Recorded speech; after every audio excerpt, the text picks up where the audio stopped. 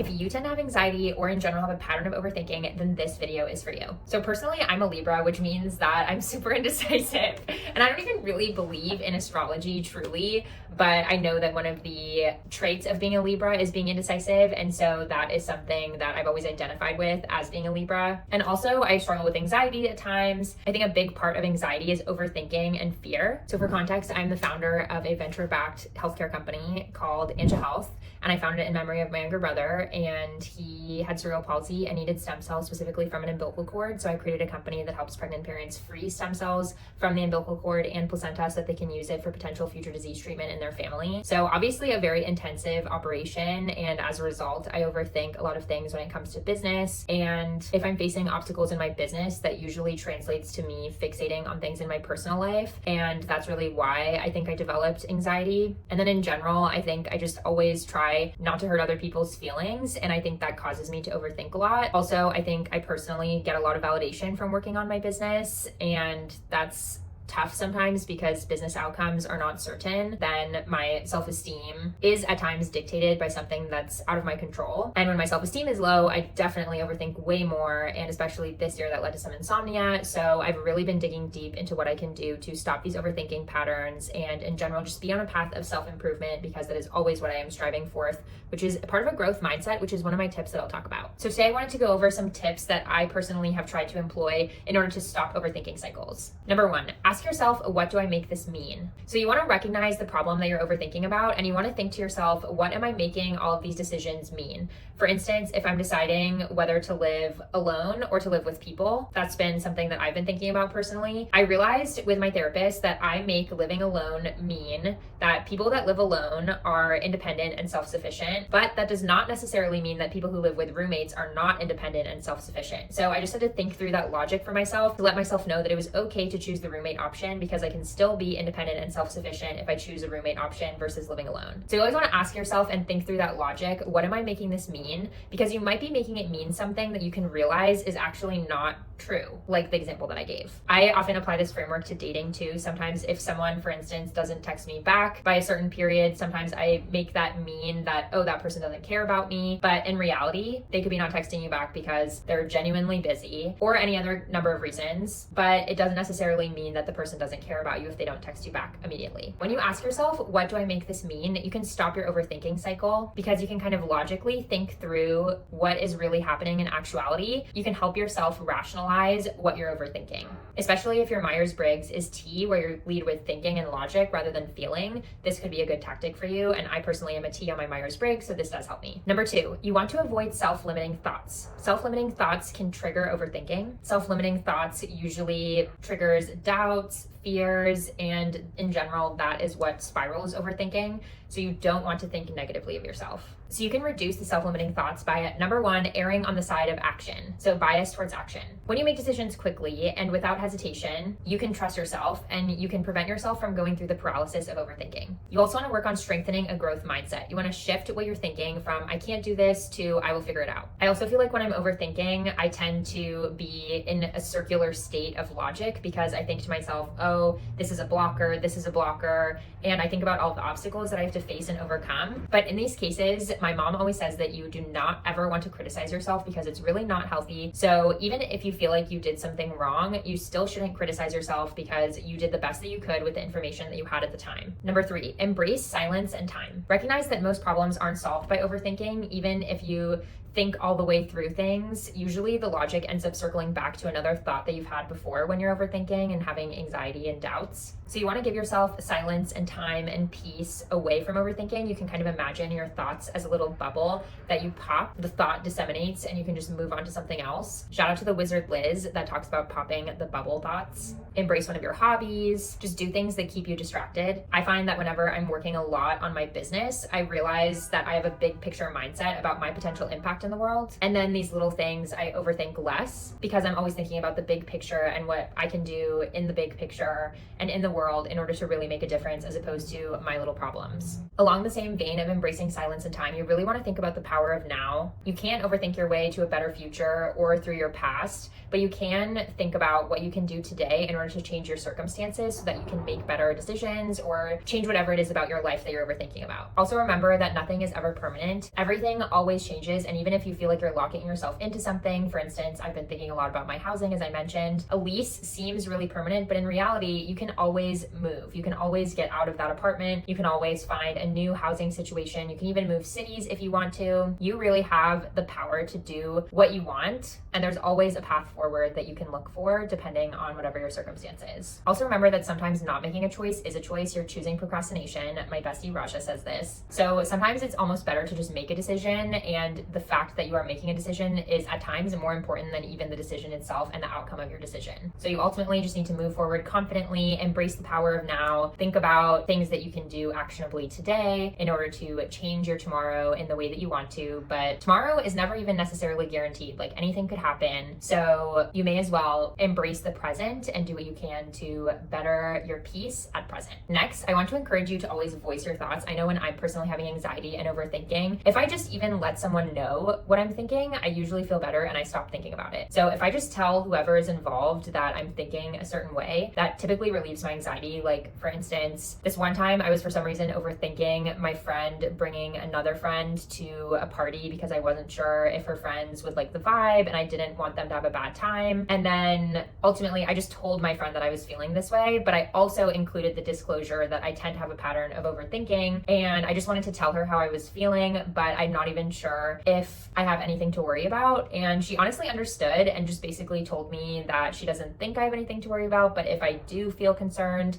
she can uninvite them, etc. And so I think just the thought that she was aware of how I was feeling was enough for me to feel better. We didn't even have to actually change the circumstances, but just sharing my thoughts made me feel like I was being seen and that there was just someone else that could look out for whatever I was anxious about. And then ultimately it ended up being totally fine, and I was right that I had nothing to worry about. And so another thing to note is usually your fear of the worst outcome is actually like literally the worst outcome. And the worst outcome rarely happens. Like, if you think about it, the literal worst that could happen is usually not even that bad. Like, I remember when I was having conflict with a friend and I was overthinking it, and then my other friend said, like, the worst case that happens is you aren't friends anymore, and like that's okay because XYZ, and like maybe it wasn't meant to be because of XYZ. And that made me feel a lot better. Like, really the worst case scenario is not that bad. This next tip is a longer term solution, but I think finding a community and a support system and something that you can have faith in is really important, because in times of overthinking, you want to think to yourself, I can trust life's process because I believe XYZ. I believe that this is going to happen.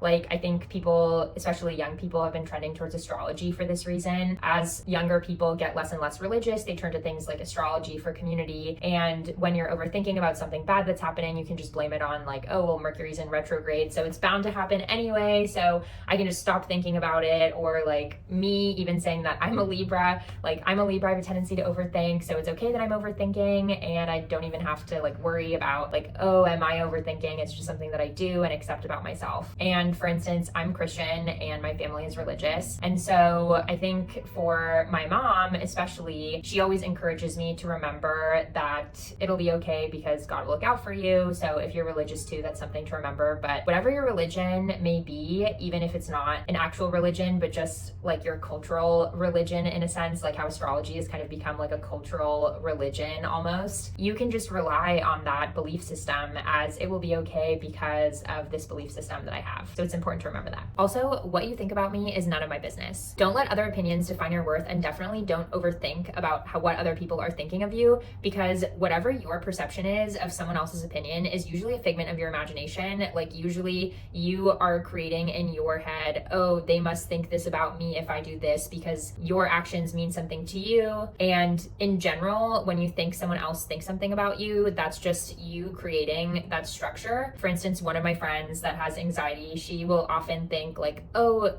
is he not doing XYZ because he thinks I'm ugly? And that is just her own perception of what that man's thoughts might be. This is, of course, in the context of a heteronormative dating situation.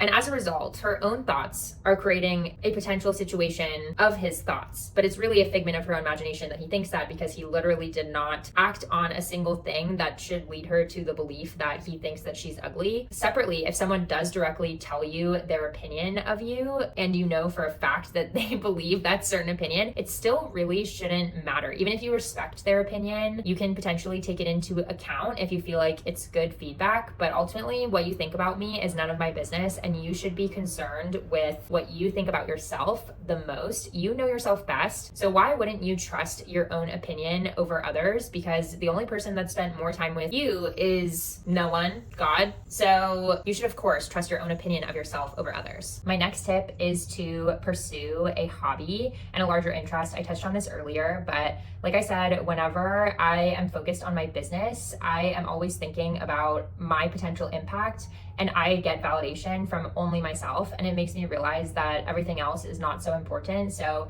if there are frivolous conflicts coming up or obstacles that I'm facing, they just don't seem like as big of a deal when I'm really focused and feeling fulfilled by my own work and being validated by myself. And then I don't overthink things in general. So I think for that reason, it's really important to have hobbies and things that you love and that you can pursue, whether it's your own business. For me, it's Anja Health, which is helping pregnant parents free stem cells from their umbilical cords and placenta to use for future disease treatment, and it's in memory of my younger brother. So whenever I work on the business, I personally feel really fulfilled and validated. Even doing things like this YouTube channel, I get a lot of really positive comments on my channel, which always means so much to me. And I remember every single comment. I remember every one, and I tell my friends what comments there are. And even though that's external validation, at the end of the day, I feel fulfilled making YouTube videos as just an act. And so from that, I get internal validation, and then I'm able to stop overthinking when I'm focused on these other projects, because I just am thinking about the big picture of the impact that I have and how I'm making the world 1% better with my voice in it, which is a phrase from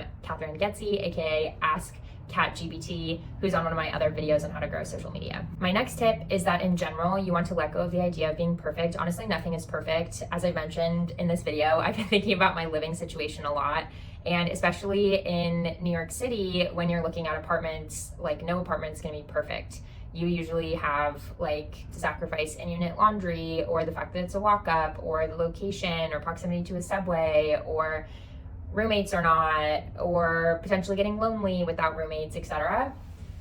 And I just stop and think to myself that none of my friends' living situations are absolutely perfect and every single thing that they want, because nothing in life is perfect, and you can definitely get as close as you want, and you should take time to curate your life in the way that you want to make the best decision that you can with the information that you have at the time. But ultimately, nobody's life is perfect, so it's important to remember that. Another tip is that it's always okay to ask for help. I'm a solo founder of a startup, and so a lot of good feedback that I've heard from other people is that I'm really good at asking for help, and I think that that's necessary because I'm a solo founder, and honestly, probably the only reason that I can be a solo founder is that I am shameless when it comes to asking people for help. I basically have like 2 or 3 people that I go to for startup advice, and I have them on rotation. And I feel like I've called one of them too much, I move on to the next one. Something else that I've realized that might be true for you too is that I ask for help from people who give me the answer that I want to hear. And I usually already know the answer in my head. And so before you reach out to anybody asking for their advice or validation, I would ask yourself, what am I hoping that they say? And usually you don't even have to ask the person in that case. I usually think to myself, like, what do I want them to say to me? Or if they say that I should go with A, will I be sad and wish that they said that I should go with B? Because on occasion, maybe 5% of the time, when I ask people for advice, they tell me something that I don't want to hear. And so I've just learned that it's really best to give yourself the validation and the decision-making skills and empowerment that you can make the decision without someone else's validation and without their help. But overall, it is okay to ask for help. There's some things, for instance, when it comes to business, that I definitely do need extra help on because they're just things that I don't know. I don't know what I don't know. And so in those cases, I think it's really important to be shameless about asking for help. And really, if you're embarrassed of asking for help, I would ask yourself, what is the worst case scenario that happens if I ask for help? If you're really worried about asking for help, you can also ask the person themselves, like, is it too much that I am asking you for this? All they can do is be honest, and then you've stayed self-aware with what you're asking of this person, but usually it's not too much. Like, that's what friends are for, is to help you. If it's a business relationship, maybe it's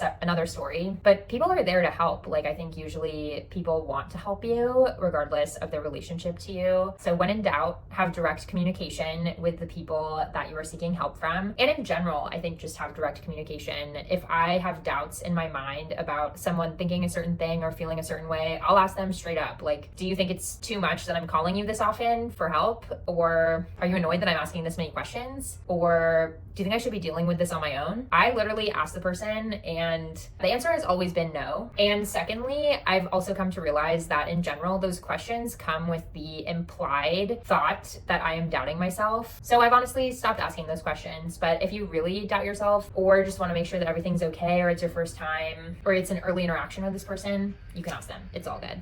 So I recently asked my therapist how to stop overthinking as well, and she basically told me that her number one tip is to write out your thoughts, because that way you can think through the logic and you feel like you don't have to circle back to the same thought because it's already on paper. And she said that if I want a really organized approach to writing these out, I can create a value chart. For instance, as I mentioned, right now I'm trying to decide if I should live alone or with roommates. Basically, she told me to think about all of the things that I want for myself in the next year.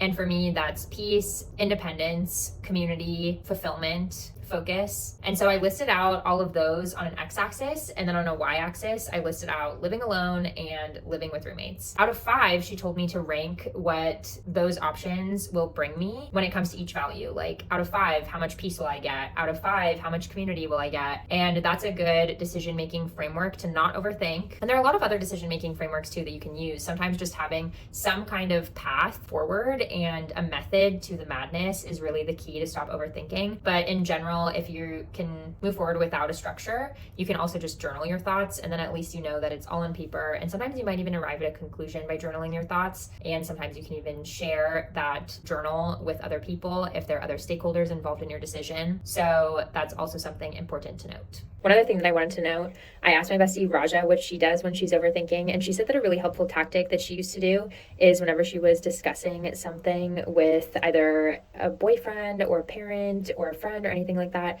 she would set a time and date for when she is going to discuss that specific topic, and it would allow her to breathe and not think about it up until that point, and at that point they will come to a decision.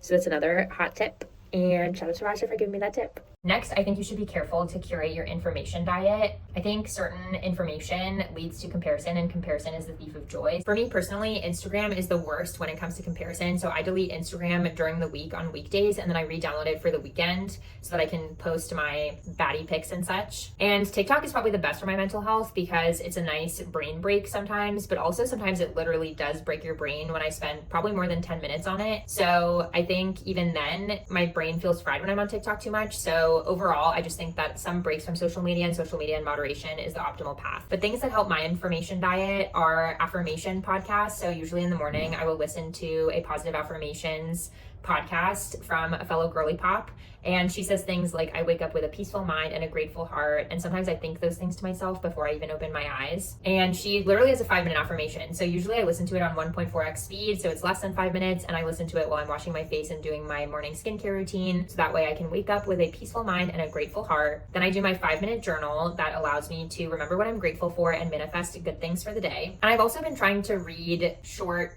biblical scriptures to remind myself to have faith for the reasons aforementioned. So if you can just reduce the pain that causes you, if it does cause you pain, then I would definitely do that. Like for me, that includes not looking at the people who view my Instagram story. I never stalk exes or anything like that, ever. I usually, in fact, block exes because I just don't need to be potentially pained. Like I know that I might be pained by seeing certain things, so I just do that to protect myself. My therapist told me that she always thinks about setting boundaries around information or people as going like this. So it's really to protect yourself. The energy is coming in, and it's not like this, because I used to feel kind of guilty about the fact that I blocked exes, and she was like, it's really like this, like you're protecting yourself because it's not to get back at them or anything like that, or because I don't like them or whatever. It's just because I need to protect myself and protect my peace. So I think that's really important when it comes to your information diet. Some people get anxious about global events. I think awareness about global events is generally really important, but if too much of it is harmful to you, then it's okay to block out the noise sometimes. And then, as always, try to find community and do things that preserve peace, like breathing exercises, good sleep,